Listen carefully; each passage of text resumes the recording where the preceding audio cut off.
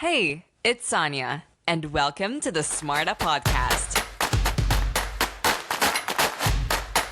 Welcome. I cannot wait for you to hear today's episode, which is full of today's guest that is someone who lives and breathes branding and isn't afraid to disrupt the rules to help others win. Dain Walker is a global thought leader in the branding space, a powerhouse content creator, an educator, a speaker, and the founder of Rival, Australia's fastest growing branding agency.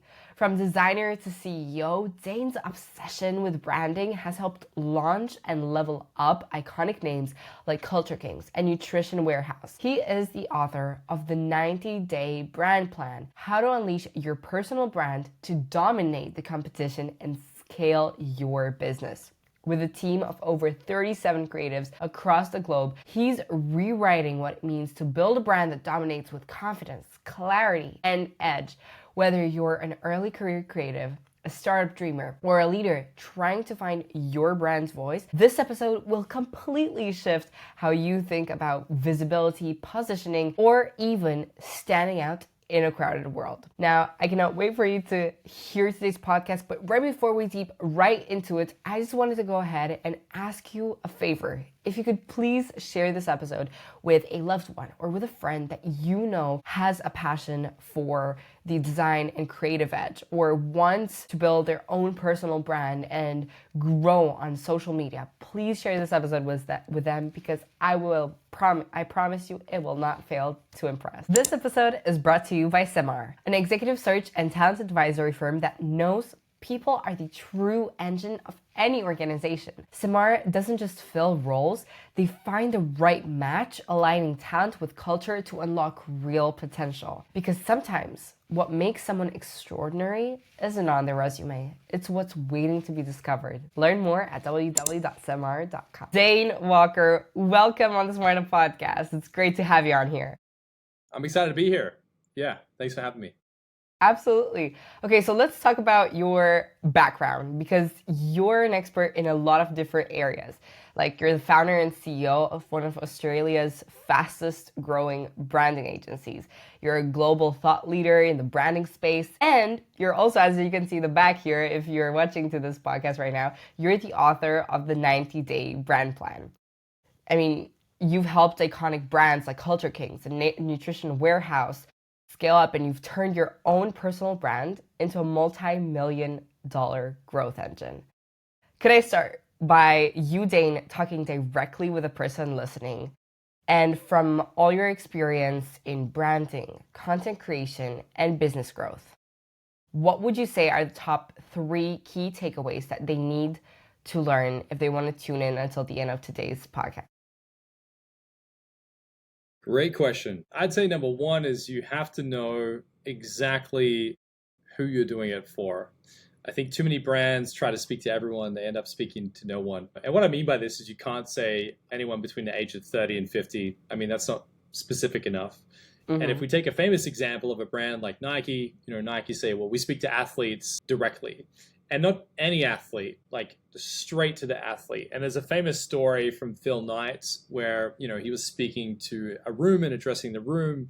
And there was about 10,000 people in the room. And he said, stand up if you run consistently. And about 7,000 people stood up. And he said, stay standing if you run every day. Most of the people sat down. There's maybe 300 people left. And he said, stay standing if you run early in the morning.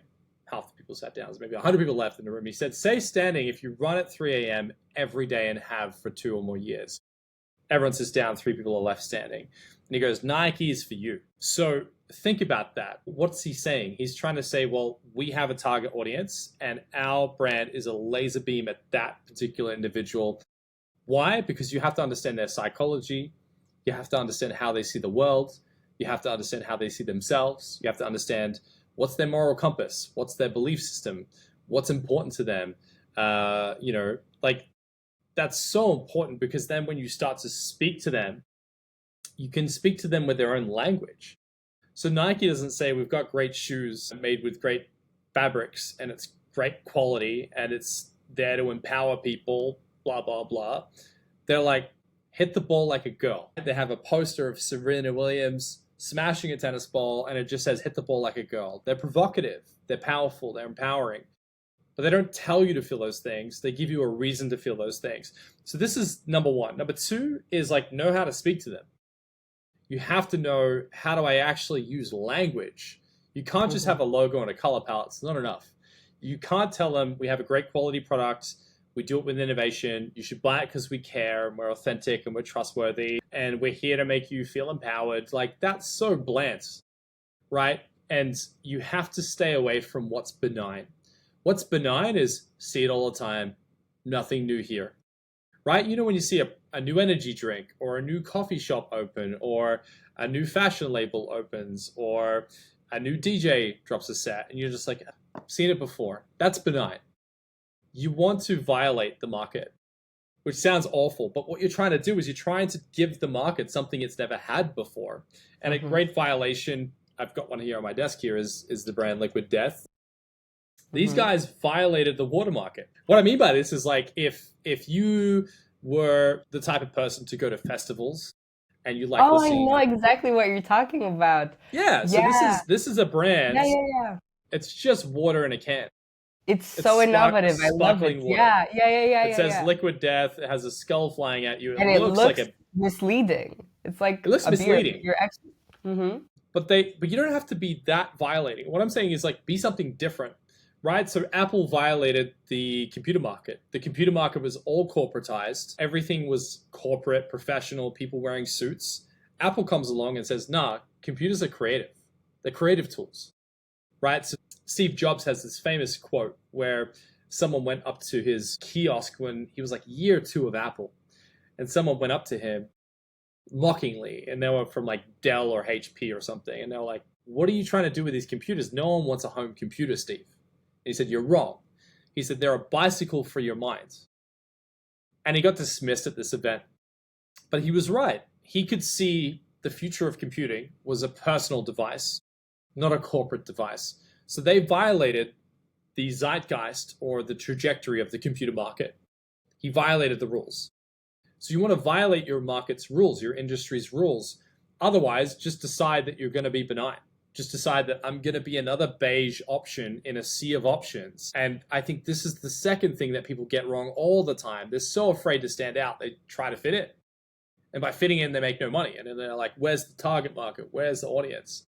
And number 3 is you have to build your brand around your target audience, right? So who are they? How do we speak to them so they can feel something and feel connected to us, right?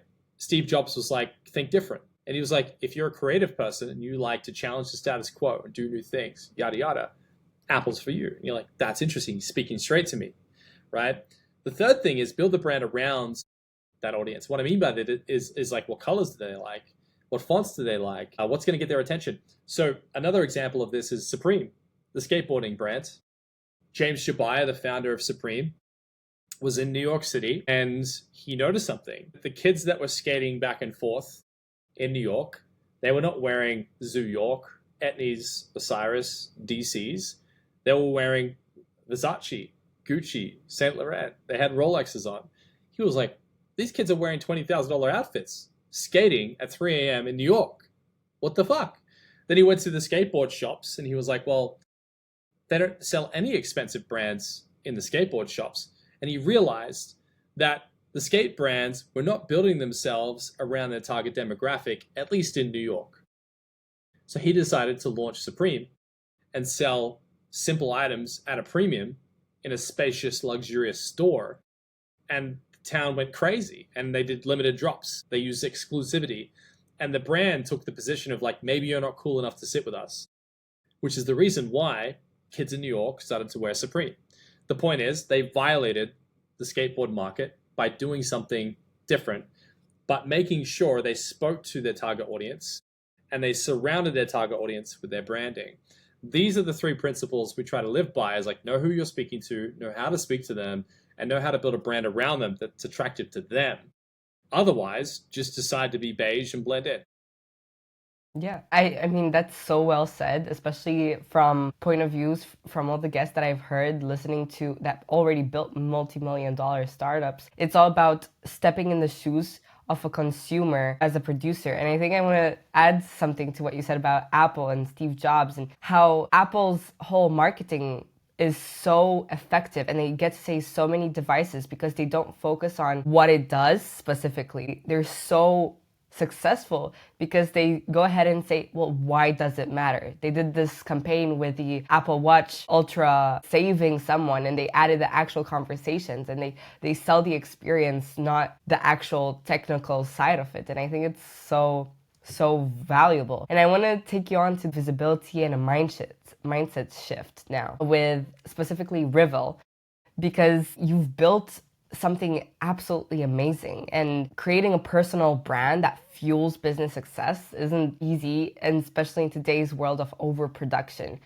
So for someone listening who's just starting out, what would you say is the first mindset shift that they have to make in order to become a known name in their field? Yeah, a couple questions there. I think to become a known name in your field, I think people are intimidated by that at the beginning. Oftentimes people come to me and they say, like, I could never build a personal brand because I'm not an expert. And I would say to them, like, you don't have to be an expert. Like, no one's really an expert at anything, especially with AI destroying everything. So I would say, like, don't try to be an expert. Like, just be you. Like, most people on social media, when they begin, they're just like, hey, I'm in the middle of my journey. I'm going to film and document what I do as I do it. That's more of a documentary style format. Or, you know, if you're an entertainer and you make people laugh or you make people feel good and you're great at performing, then, you know, you don't have to be an expert at that either. You could just like show up and like entertain, and someone's probably going to find it interesting if you're entertaining. But the point I want to get at is, like, don't try to be an expert. Just be an enthusiast. Like, just be really enthusiastic about the thing you're doing. If you like designing logos, you don't have to be an expert. It could be your first day of university.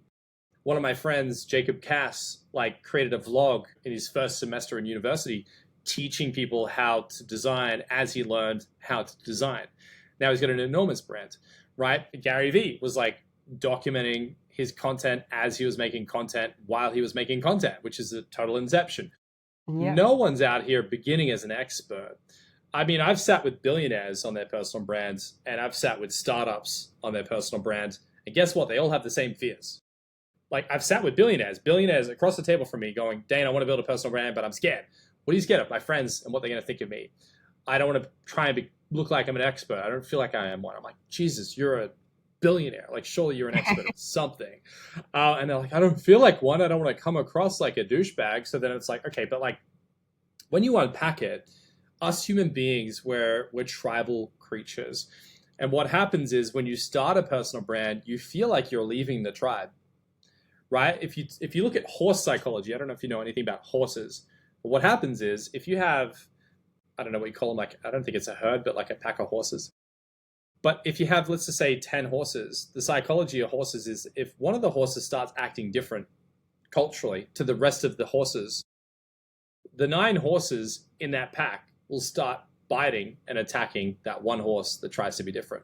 Society's the same. Wow. And this is why we have fear of getting on stage, is because the fear of public speaking is greater than the fear of dying for a lot of people, statistically. Why is that the case? Well, it's nothing to do with the fact that you're speaking, because you can speak all day long to your friends, you can speak all day long to your colleagues, you can speak all day long to your children, but on stage you can't speak. Well, what is that? It's not the fear of speaking. It's the fear of judgment of others, and it's the fear of being excluded from the tribe. Because our ancestors, if your tribe hated you, man, you're on your own. You're hunting your own buffalo. You're getting your own water, right? So like this fear is a fear of rejection. And what tends to happen, no matter if you're a billionaire or a startup, is that fear can be enough to stop you even beginning. And you rationalize it in your head by saying, well, I'm not an expert and I don't have anything interesting to talk about. And I don't think that my stuff is that interesting. These are all lies. They're all myths. You're interesting. If you have a friend, and if you've ever dated someone or you've ever hung out with another human being, you're interesting to someone, right? Mm-hmm. So that if you make content, it's going to be interesting to someone, so long as it's succinct, it's relatable, it's interesting. But it's not about being an expert. It's about being curious. It's about being enthusiastic. It's about sharing. That's it. Content is not selling. It's just sharing. Sharing an idea, sharing a joke, sharing a thought, sharing a process. Content is sharing. And if you like sharing and helping people, there's probably a way for you to make content. So for those that are looking at getting started, like literally just pick something you love doing and start sharing. That's it. And then you start to look at the data. You go, okay, well, I posted 30 days in a row. These 28 posts did terribly, but these 2 did really well. Wonder why that is. You look at the comments, you look at what you did. You go, let me try and do what I did in these 2 posts again. Performs again. That's interesting. Now let me do that for 30 days in a row. And then you try new stuff. And then it's like, well, man, like now all my posts are doing better than the 2 in my first month. But these 2 went crazy. What happened there? And then you dive into that. And it's just this process of iteration. And then after 6 months, your content is like, it's embarrassing to scroll down your feed because you're like, man, how did I think that was good back then? This is way better now. But I'm 6 years in and I scroll down 2 months and I'm like, that's embarrassing. I used to think that was cool. So like, I don't know, every single month, I feel like I'm always trying to do something new or try to do something better. But it's just a fear. You have to learn how to be okay with that and do it anyway. And I think it's a universal experience that everyone relates to, and especially now when we put content out there, it's vulnerable because you show your uniqueness, you show who you are. And I think especially in today's world with AI, it's all about the human nature that's gonna boom when everything is gonna get full of technology. And I want to direct you now to your book, The 90-Day Brand Plan, and especially about personal branding, because it's all about creating authority and credibility that leads to consistent money making. So can you walk me through one of the biggest myths that is so-called out there about personal branding that you're hoping to break with writing this? Great question. Yeah, I think the greatest myth I was trying to dispel with that book when I started writing it was like, it's possible. Like, I just want people to go, hi, I could do this. Like, I love that moment. And I've done keynotes in front of thousands and thousands of people. And like, I love that moment when like I'm doing Q&A and someone's like, I'm going to start this. And I'm like, fuck yeah. Like, that's the moment I had. That's the moment I had. So when I started my business, I was in an audience and attended this event because I was broke. I was $200,000 in debt. I hated my job. I was looking to become a cleaner so I could work at night to make extra money to pay off my debt for some bad decisions I made. And I'm sitting in the audience and, back-to-back speakers are coming on stage. And great speakers, like I love them, like Kerwin Ray, who's unfortunately passed away. He spoke there and he was fantastic. And then Adam Hudson, who I'm now friends with, is a funny story there to be shared potentially. Grant Cardone and some other people were speaking. And they're all selling their programs. And I was just, honestly, at the end of the day, I was like, man, I'm just kind of tired. Like, I don't have any money to pay for these boot camps. I want to start a business. I want to get out of debt. I'm here to be inspired. I don't really feel like anyone's giving me anything. Gary Vee runs out at the end. He's like, what's up? I'm not here to sell you shit. If you want to start a business, just fucking start one. And I was like, all right. Like that. It sounds so simple now, but I was like, the guy's kind of right. If you want to start a business, just start. I went home that night, downloaded Adobe Photoshop, started designing stuff. The next day I posted a piece of content. It was terrible. And I didn't care. I was like, I'm just going to keep posting every day. But 8 weeks later, I had so many clients coming in asking for me to do what I was doing for myself for them that I'd replaced my income.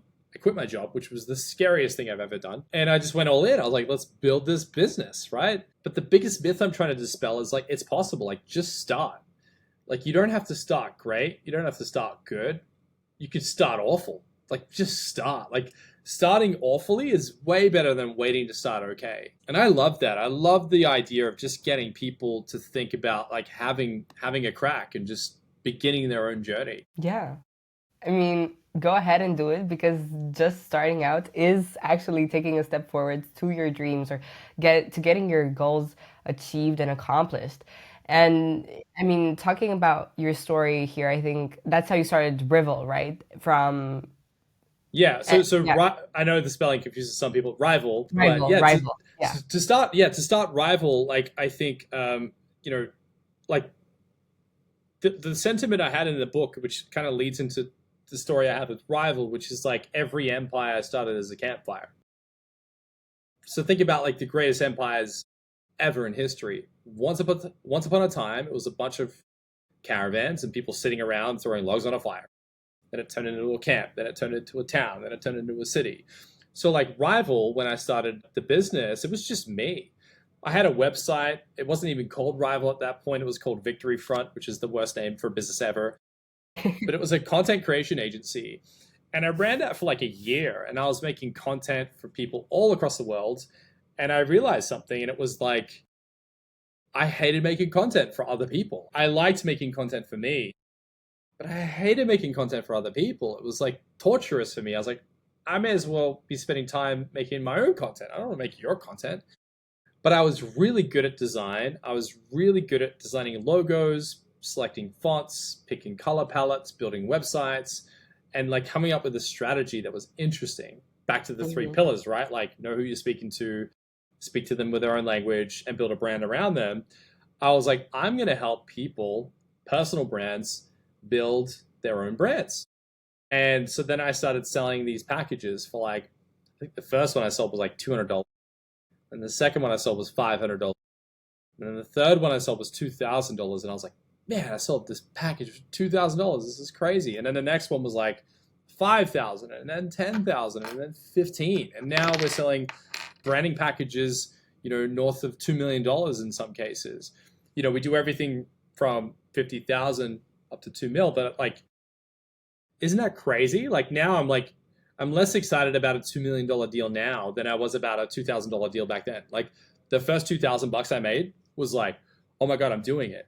Yeah. So Rival became my branding agency. So I kind of exited Victory Front. I hired a full-time graphic designer, and I hired a salesperson. Then I hired a marketer, and then I hired a web developer, and then I hired a senior designer, and then I hired a general manager, and now it's 37 people.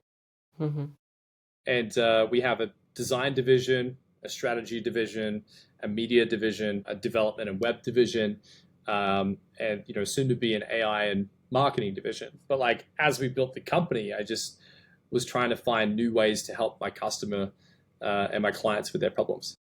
Congratulations. It's amazing to scale it up and hear you, be so proud and passionate that you're taking it to a whole new level. I want to talk to you actually about the strength that it takes to go through this, to scale up and to build something from zero, because you share mental exercises and action plans to help eliminate fear, rejection, and self-doubt.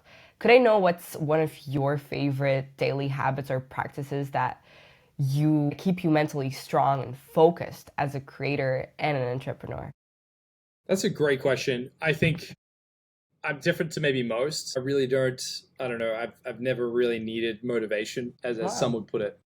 Okay. I think I'm inherently obsessive by nature. I can't help it. Like it's almost like compulsive for me to work and to create. But if there were any type of ritual, of course, I exercise every day. I think that's great for the human body. I think it's great for your minds. I don't find a lot of motivation from it, but I enjoy doing it.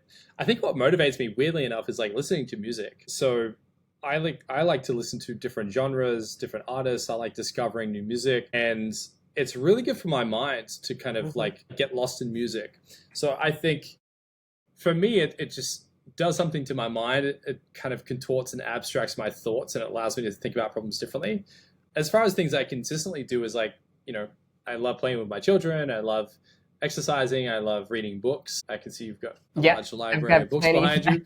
I love audiobooks. I love learning, but I always try to every day learn something new about something I don't know. And it's not always business related. Like I've been reading about the pyramids. I've been reading about like ancient history. I like to just continuously learn. And I think that it's enabled me to be a great strategist because I obsess over learning about different business industries or different product types or different ways that people think, or reading about psychology or history. I like to learn continuously. And I really enjoy listening to you say that you love learning and you have this like passion to just read about all different types of stuff, because one of the biggest character trait that every leader has is curiosity. And if you're eager to learn more and to grow your vocabulary, to grow your database, it's just showing up out there as how you have that. And I'm interested now, because we've talked about branding and social and how you just have to start. But what about scaling up? What about growing your socials? Because you've scaled your personal Instagram into a multi-million-dollar engine. So what advice could you give people that are just starting out, that are trying to grow an audience without feeling like they have to be influencers? Yeah, that's a great point. I think the word influencer, it's almost like if I could control delete that word, I would. Uh, so if we just control delete the word influencer, I think there's like these preconceived notions that we attach to these labels. Like if I were to say, like get a room of 100 people together and you were to ask them, how do you feel about the word masculinity? You're probably going to get 100 different responses. Yeah. So when you say the word influencer, if someone's like famous on TikTok, they're like, yeah, I'm an influencer, whatever. But like if you say that to most people are like, whoa, I don't want to be one of those TikTok dancers. Mm-hmm. So we have these preconceived notions to these labels. But if we take the labels out momentarily and we look at, well, what is it really? It's you're telegraphing value. That's what social media is. That's what a personal brand is. You're engineering a reputation. So like we all have a reputation among our friends, a reputation in our workplace, a reputation amongst our peers. We have a reputation on our sports teams, whether you're in a chess club or in a gaming clan. Like we all have a reputation. That's your personal brands. Social media is just a place to telegraph that at scale. And so if I'm a public speaker in like, the 70s, I could only build my personal brand one room at a time, right? Tony Robbins did this from stage to stage. Then he eventually did infomercials at 3 a.m. and built his audience there. This is like pre-social media. Tony Robbins was like on television building his personal brands. Mm-hmm. So like whether it be an author of books or a keynote speaker or a musician, we're all building a personal brand. Even if you're just trying to have a good career and be a great employee, we're trying to build a great reputation amongst our peers. So when you start to realize that, okay, social media is just a mechanism by which I can grow my personal brands. And there's a few ways to do that. So like you can either entertain people, right? You can make them laugh. You can inspire them. You can show off your body. People can go, damn, that person's attractive, follow. Like there's a number of reasons why people would want to feel entertained on these platforms. Number two is like they want to get insights. They're like, I want to know what's happening in the news. I want to know what's happening with the war. I want to know what's happening in my industry. I want to know what's happening with AI. Like people are like, give me the updates. And then next is like educational content. Like I want to be educated. Like I want to be, show me the steps, show me the process. Like this podcast is educational. The fourth one is storytelling. I just want to hear a story. Like I just want to turn my brain off and like, listen to the Harry Potter audiobook or whatever it is. So like there's these 4 things you can really do. So whether you're a storyteller, an entertainer, an educator, or someone who's giving key insights, and then that fans out to different things. So let's just say I'm a storyteller, but I'm a funny storyteller.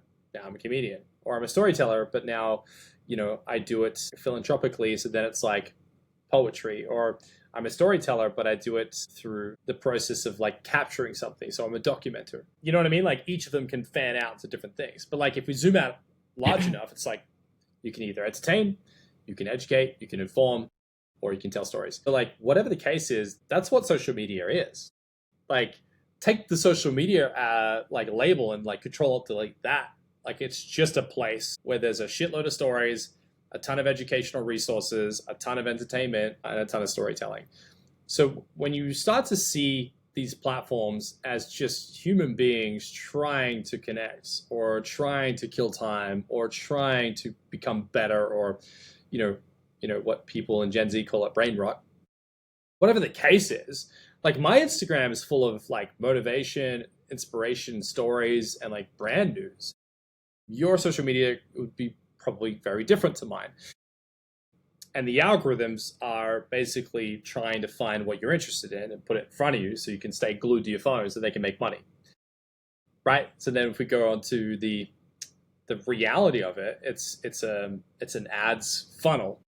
But what do humans pay attention to? Stories, entertainment, education, insights. So when it comes back to you as a personal brand, those are the 4 tools you have to use. Then it's like, well, what are you naturally good at? Are you naturally a teacher? Are you naturally a storyteller? Are you naturally an entertainer? And if you're not naturally any of those things, guess what? You weren't born gifted. You were born a baby. You can learn those things. You can learn to tell stories. You can learn to entertain people. You can learn to educate. But this is what I think it is. Like social media is just a place where you can express that. Then people pay attention to that. Once they start paying attention, now you have currency, because attention is currency. You can monetize attention. Mm-hmm. So my platform, like if you look at all my platforms and put all the numbers together, it's like, I don't know, a million followers or subscribers across these different platforms. That's one thing. But like, that's useless unless they get value from me. So then I think where people get stuck is they think they have to promote, they think they have to sell. No. Your job is to give value through story, or give value through education, or give value through these different mechanisms. That's all it is. And then what happens is once you have the currency, well, guess what? You can get a better paying job. You can sell more tickets to your event. You can get more people to buy your online course. You get more people to buy your book. You can start to build a reputation to the point where, like, now I'm being paid as a keynote speaker in Romania. I was like, okay, cool. But that wouldn't happen unless I had the profile to give me credibility and status. But then someone would go, well, this guy's a great educator. Let's get him over here to teach. And I mentioned before in the green room that I actually reached out to because of the FOMO conference. You're coming here to Romania and Bucharest now to give a talk about the first role of branding. You're a master at that. Now you're going to go ahead and teach other people and inspire them, hopefully, to go ahead and follow their dreams. You've talked about how you first post, then you grow, then you earn. Can you tell me, Dain, what does being brand ready mean to you? Not just in terms of the visual side or the content side, as in who you are and how you lead your business or your career? That's a really good question. I think, how do you become brand ready? I think once you realize that the brand's never done, that's when it really begins, right? Because I think once you look at it, like, well, what is branding from a business perspective? It's three things that interlock. Mm-hmm. Number one is you have strategic clarity. So like, what am I doing, right? Like for me, it's like, okay, I'm a brand strategist that runs an agency and educates brands so people in business can understand what the hell branding is and how they can use it, right? That's strategic clarity. I'm very precise on that's what I want to do. That's how I want to show up. That's how I want to be remembered. I'm clear on that. Okay, well, how do I do that? How do I have strategic clarity? It's like, well, we have social media content, we have books, keynotes, courses, podcast, everything is thrown at that strategic clarity. Number two is like, tactical execution. Like, well, okay, how do we get strategic clarity? Well, we know what we want to do. Does the market know what we want to do? Well, let's tactically execute those ideas. Let's make the podcast, let's make the content, let's make the media, do the things that help people go, okay, cool, this guy does that thing. The last thing is creating, like, I guess, accountability from the team. So like if you're building a team around you, it's like, does your team know what the strategic goal is? Does your team know what they have to do? And this is where a lot of business owners struggle, is they want their team to work their ass off, but they don't have strategic clarity, or they don't know how to execute it according to the strategy. So if you don't have a strategy, well then what are we executing against? We don't know. We're just going to throw mud at the wall and hope something sticks. That's a terrible business decision. So you're going to get really clear on like, what are we doing? And then it's like, okay, now we know what we want to do. What are the activities that will get us that thing? We start to do that. And then you hold the team accountable to the strategy, and you hold the team accountable to the activities they need to make. That's what brand ready is for me, is like, do you have those three things? Because most business owners are like, my team sucks. It's like, maybe your brand sucks, or maybe you suck as a leader. But don't take that personally. It's just like, maybe that's what is really the case. And I hear this all the time. People are like, Dain, I can't attract good talent. And I say back to people, maybe because you're not great talent yourself. And it's like, oh, like a dagger to the chest. I'm not trying to hurt people with that, but like what I find is A players tend to go work for A players. If you're attracting B and C players, you're probably a B or a C player. Or you might be an A player, but you might be a B or a C leader. You need to become an A leader. And what does a leader have? A vision. They know how to execute, and they know how to keep it accountable. So leadership and branding are kind of the same thing. Like branding is giving your company leadership. It's giving your company a vision. It's giving your company things that they need to do, and it's keeping them accountable to a system.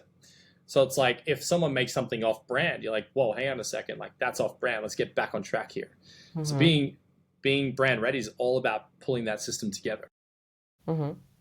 Can I expand on agency? Because as I was looking up on who you were, I found this Founders Table podcast, and you were talking there about agency, specifically about how it means taking massive action against all odds and making business work in your favor so you can win. Can I ask why you chose the agency podcast as your title and why you're so keen on this definition?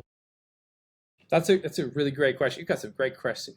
You've got some great questions, Sonia. I would say, man, why did I pick the word agency? I think when we were originally starting my podcast, the first name we had for the podcast was Devour. So like I told you earlier, I like to read, I like to consume, I like to learn. So I was like, man, I like to devour knowledge.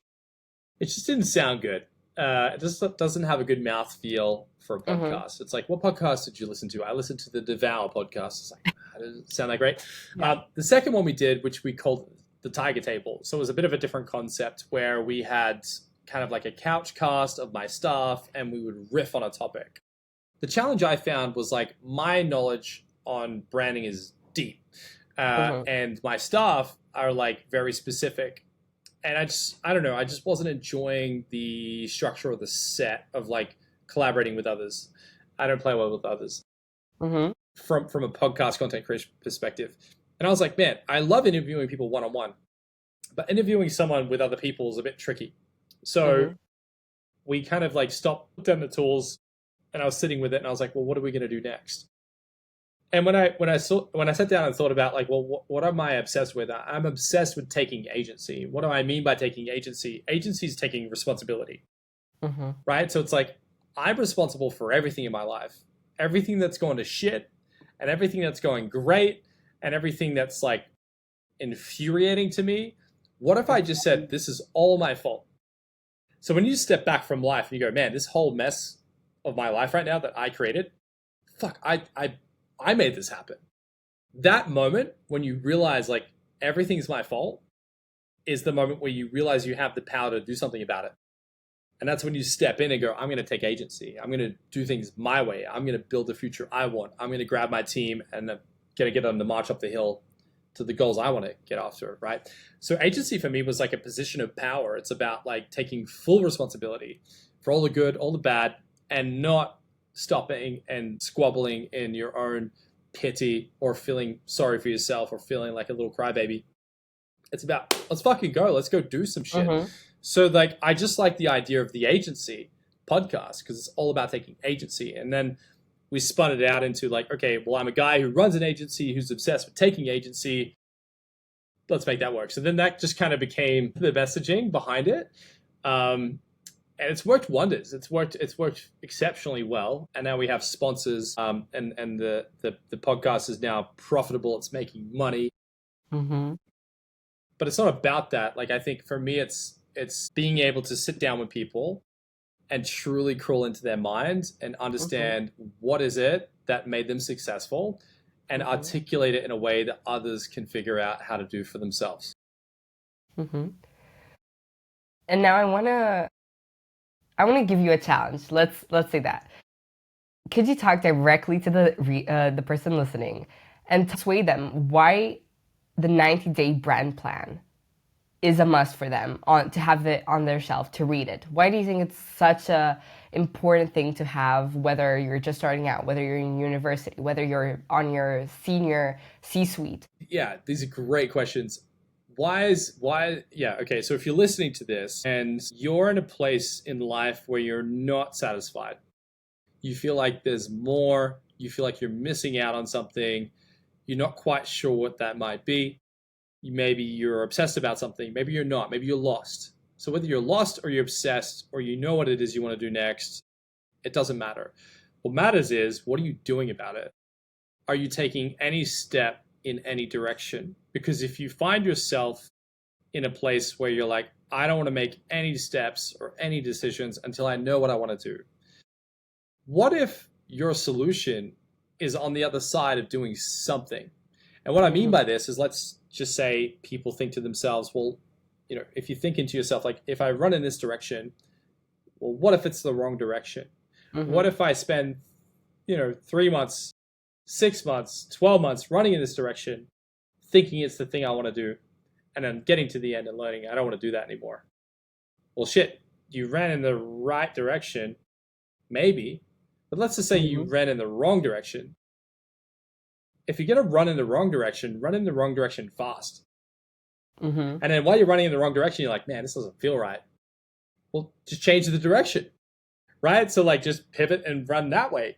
So the point is you don't have to get to the destination, just run at it quickly. And guess what? You're going to learn a ton. You're going to learn things about yourself. You're going to learn things about others around you. You're going to try something you've never done before. And you're going to learn something. You're going to become more of a stronger individual. And if it doesn't work, you just run in the next direction really fast. But what happens is if you run in enough wrong directions soon enough, you'll be like, man, I found the right direction. This starts to feel good. And like, what if you were 30 wrong directions away from finding the right direction? How fast would you want to fail those 30 times? Yeah. That's the point. So the 90-day brand plan is about like, make content every day for 90 days. Even if you're like, I don't know what to talk about, dude, take a photo of your cat, upload that.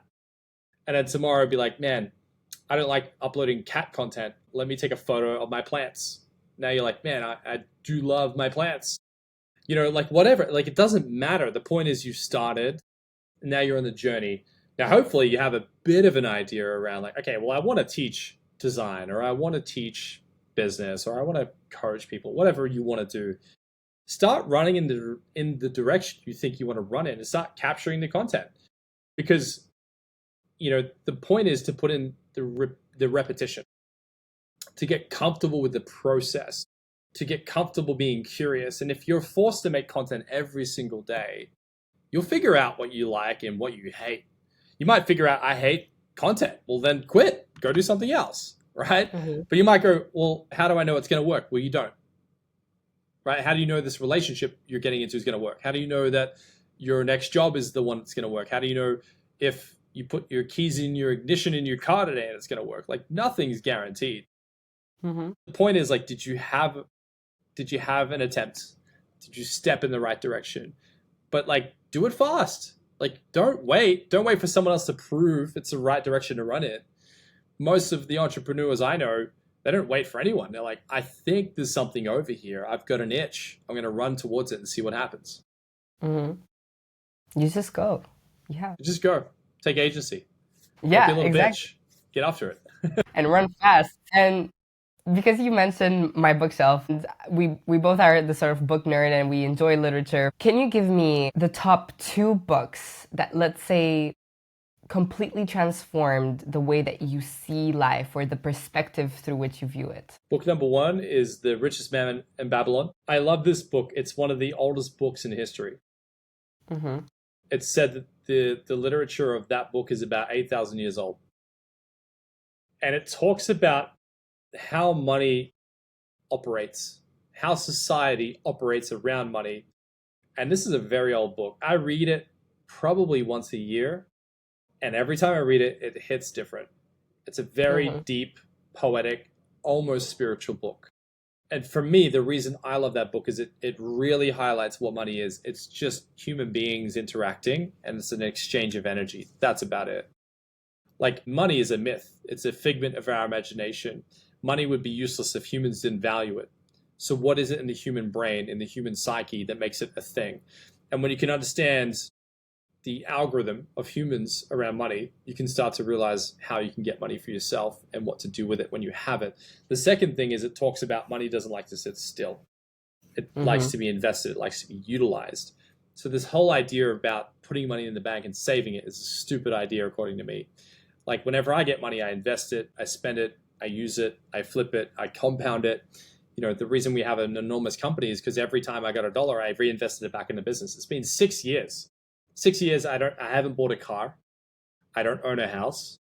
I've invested every cent back into my business, right? So like the team I have, it's compounded. I haven't gone on holidays. I haven't bought a Rolex. I'm not motivated by money. I'm motivated by what money can give me. And that's building the business I want to build. And I'll certainly pay myself and I'll buy a house and I'll buy a nice car. Not yet. But I understand the law is like business. and rival needs to get to a certain point where it becomes independent, it becomes grown up. That's when I'm going to start taking money out. So if you're trying to start a business, don't expect to get rich year 1, 2, or 3. I mean, I'm 6 years in. I'm rich on paper. In my bank account, I'm not rich. You see what I'm saying? So a lot of people obsess over the Rolex, the car. You don't need these things. Number 2 is the 10X rule. That book changed my life. I have listened to the 10X rule on repeat, and I'm not exaggerating, north of 200 times. North of 200 times. That book for me is a nuclear mindset shift. The premise of the book is to think 10 times bigger. So let's just say you have a goal to become a millionaire in the next year. Yeah. Why not 10 million? And the book challenges you in this way. It's to go, well, what if it was 10 million? Then plan out what you think it would take to actually get to 10 million, hypothetically. And then when you write that down, assume it's 10 times harder than what you wrote down. Do you still want to do it? If I was like, yeah, if I work 10 times this hard and get 10 million, like it's definitely worth it. Right? So I remember reading that book and just realizing how much of society are weak-minded people that blame their problems on others. That book was an absolute mindset. Like, if I could say what that book did to me, it uninstalled my old software and it booted up the new iOS system. Control deleted and inserted a new way. Yeah. And it replaced my thinking to the point where I'd catch myself with old behavior and thinking back to this book and going, well, man, if I just change my mindset right now and just decide I'm going to do this anyways, despite how I feel. But that really pivoted my life listening to that book. And now, Dain, I want to walk you into the SMARTA Podcast tradition where I asked my last guest to leave a question for the next one. And so Joshua M. Evans left over this question for you. What is the single most effective marketing tool that every business needs? Powerful question. What is the single most powerful marketing tool that every business owner needs? A founder with a vision is the most potent asset to your entire company. Vision is everything. If you're running a company and you don't have a clear vision, your team won't be motivated. Your customers won't be inspired. You won't have something to work for. Your investors will lose interest because you don't have a story to tell. You won't get out of bed early because you don't have something to do it for. You know, your spouse and your children won't respect you as much because you're not on a mission to do something. So I think vision is everything. I think, what is a company at the end of the day? It's a group of people. That's about it. What can you do with a group of people? Well, can you combine them to fight for one mission that's pointed at one vision? And a vision, just to be clear here, is a crystallized outcome you're marching toward in the future. Now, your vision can change, but you have to have one for your team to look at and go, that's what we're doing. So if you're listening to this and you're thinking, well, shit, I don't really have a great vision right now, that could be the missing piece. And brand strategy is all about vision building. It's all about awe-inspiring your target demographic. But if you don't have a vision, like, you're really not going to make it. Not because you don't want to, but because, like, what are you working toward? It's like throwing a dart at a dartboard 10 miles away. Like, it's not going to happen. Yeah, I agree. And it's so powerful because then you can send this ripple effect of enthusiasm, bringing back to what you said, to being enthusiastic, to motivate the others around you and help them see where they're going towards. Where are you going to drive your business in 10 years? And how is that going to affect what audience you bring in? I completely agree. And now, Dain, I started the podcast with you talking directly with the person listening. I want to end it in the same way. So if you had one advice or one habit, or let's say an end message that you want to leave them with, what would it be? Quit blaming all your issues on others. Quit blaming your children. Quit blaming your spouse. Quit blaming your parents. Quit blaming your boss. Quit blaming your country, your city.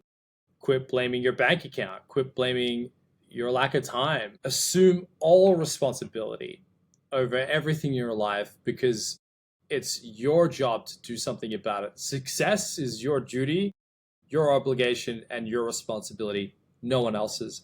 And if you can't do it for yourself, Do it for your kids, do it for your wife, do it for your parents, do it for someone else. Mm-hmm. Whatever it is that you want to do, realize that you're in complete power of what you do with the next moment, with what you do tomorrow, with what you do next week. You're in control.